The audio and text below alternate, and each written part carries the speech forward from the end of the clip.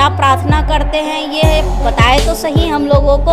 वहाँ पर भगवान को, हमारे गीता को, हमारे भगवत गीता को, सभी देवी देवताओं को, कुल देवता को, सभी को ये जो क्यों को नहीं मना किए हैं। मंदिर, मस्जिद, चर्च, गुरुद्वारा सबके लिए, सब कोई अपनी श्रद्धा आस्था जिसमें है वो जा सकता है, दुआ प्रार्थना कर सकता है, पूजा पाठ कर सकता है। दोस्तों आप सभी को जय मसीह की। आए दिन इन दिनों में आप देख रहे हैं भिलाई छत्तीसगढ़ में जो 23-24 अक्टूबर भजिंदर सिंह के जो मीटिंग होने वाले उसको लेकर बहुत सारे बजरंग दल लोग उठ खड़े हुए हैं। यहाँ तक मसीह समाज भी परमिशन लेने के लिए कलेक्टर मैडम के पास गए हैं। दोस्तों मैं आपको बताना चाहूँगा, आपके वीडियो को देखने से पहले आप पहले उस क्लिप को देखें जहाँ पर ज्योति शर्मा ने क्या कहा है। बात करेंगे कि बलजिंदर सिंह के आने से क्या दिक्कत है आप लोगों को? दिक्कत ये है कि ये जो परिवारों में जो दरार पैदा करते हैं, हमारी बहनों को खास तौर से इनके जो कार्यक्रम होते हैं, चंगाई सभा होता है, उसमें महिलाओं लड़कियों की संख्या ज़्यादा होती है हिंदू। तो ये फिर जो धर्म परिवर्तन करवाते हैं, इसलिए मुझे परेशानी होता है इनके चंगाई सभा से। ये अपने क्रिश्चियन लोगों को बुलाया, मुझे कोई दिक्कत नहीं है। जो हिंदू बहन बेटियों को ये बुला के जो भरगलाते हैं, उसके बाद घर टूटता है तो उससे तकलीफ होती है।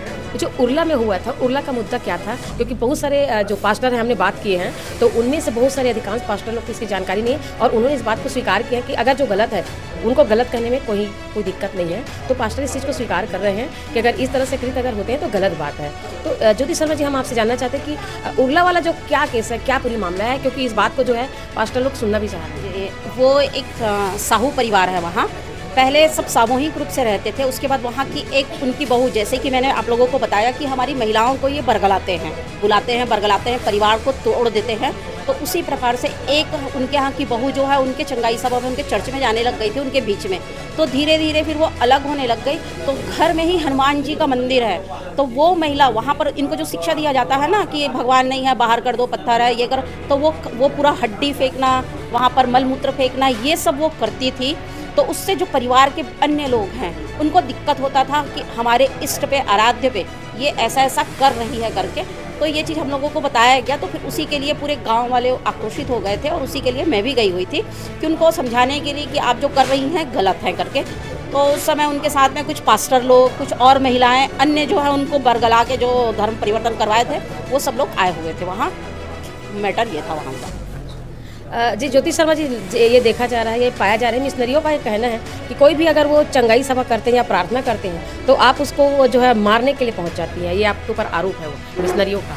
मैं मारने के लिए नहीं पहुंच जाती हूँ। वहाँ पर जिस तरीके से उन लोग हरकत करते हैं, जब हम उनसे बात करने जाते हैं तो वो छिप जाते हैं।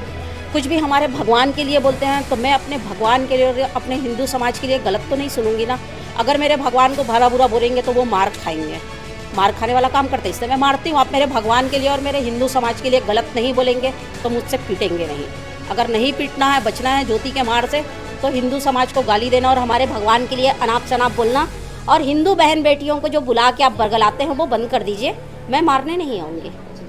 चंगाई सभा में बताया जाता है कि प्रार्थना होता है, खाली प्रार्थना होता है। खाली प्रार्थना होता है तो क्या प्रार्थना करते हैं ये बताए तो सही हम लोगों को।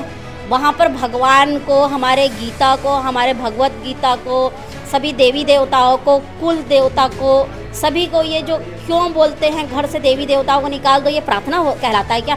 क्योंकि जो वहाँ जाते हैं और जो घर वापस हुए हैं वो खुद हमें बताते हैं वहाँ हमको ऐसा बोला जाता है करके। तो ये गलत है ना। हम तो किसी के, उनके समाज में जाके उनको नहीं बोलते, उनके समुदाय में जाके हम नहीं बोलते हैं कि आप उसको मानो और मत मानो। तो वो हिंदू समाज में क्यों बोलने आते हैं, क्यों बरगलाते हैं सबको?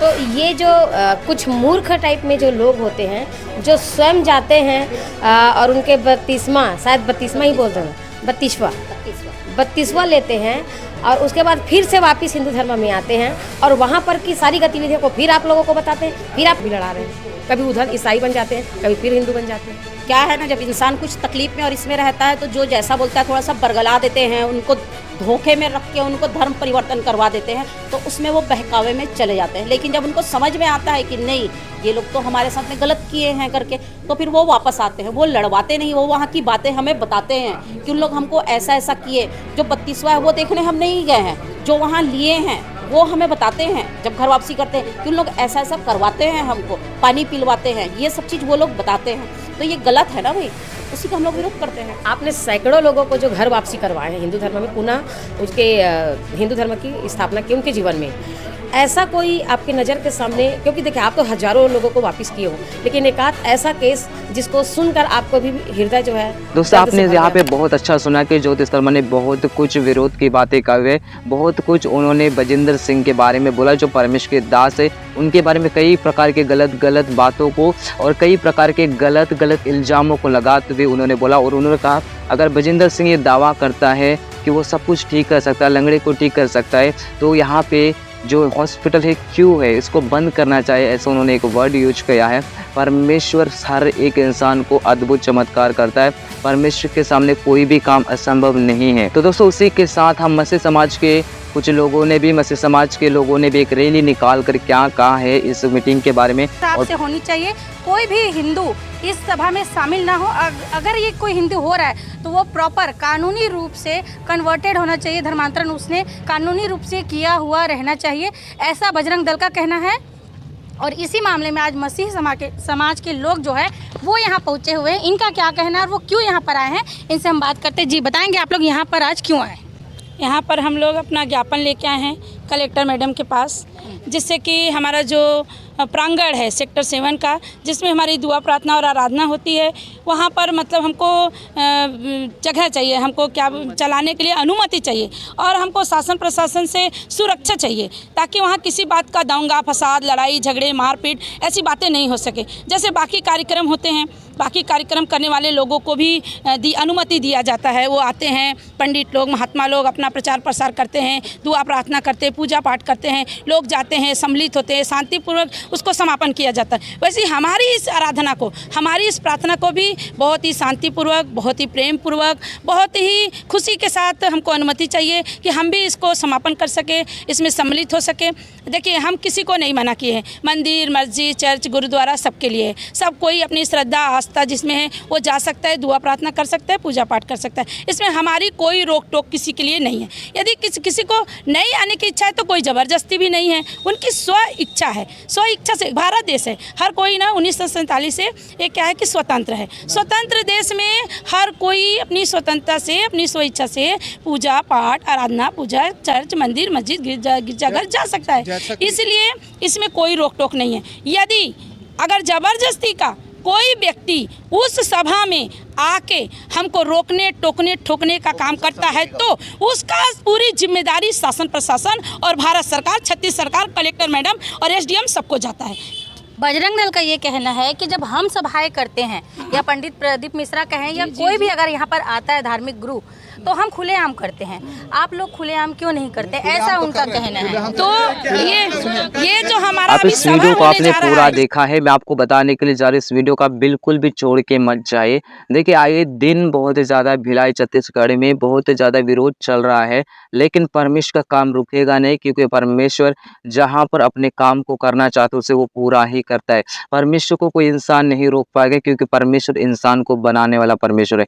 परमेश्वर के मुख में सामर्थ्य है और जो वो जिसे इस्तेमाल करता है, जहाँ पर अपने काम को, अपनी महिमा को प्रकट करना चाहता है, उसे कोई भी रोक नहीं सकता है।